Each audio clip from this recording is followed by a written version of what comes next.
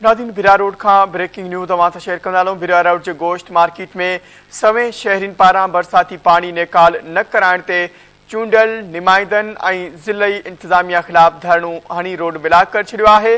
गोश्त मार्केट में बरसाती पानी बीहजण करे वापारियुनि ऐं दुकानदारनि जो कारोबार सख़्त मुतासिर थी रहियो आहे, जंहिं ख़िलाफ़ शहरीन एहतजाज कयो आहे।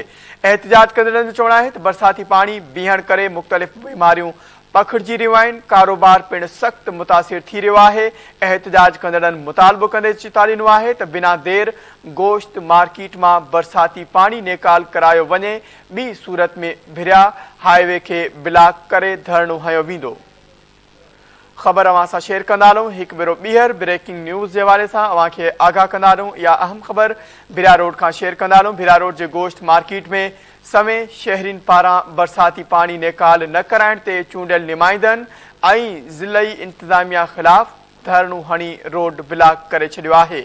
गोश्त मार्केट में बरसाती पानी बीहजण करे वापारियुनि ऐं दुकानदारनि जो कारोबार सख़्त मुतासिर थी रहियो आहे, जंहिं ख़िलाफ़ शहरीन एहतजाज कयो आहे।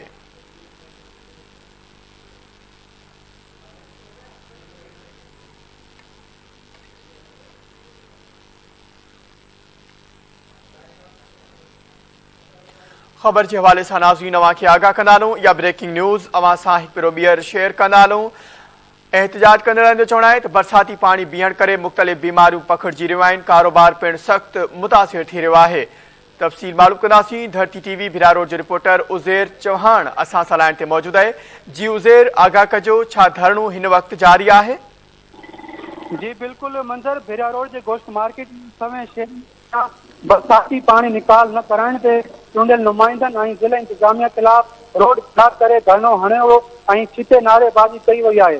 शहरीन मौलाना नेमतुल्ला फारूकी, मौलाना मौलवी शफीकुर रहमान आराई, मौलाना गुलाम मोहम्मद कीरियो, सुहेल आराई, फैसल मुगल ऐं ॿियनि जी अॻवानी में सख़्त एहतजाजी मुज़ाहिरो करे धरणो हणियो वियो।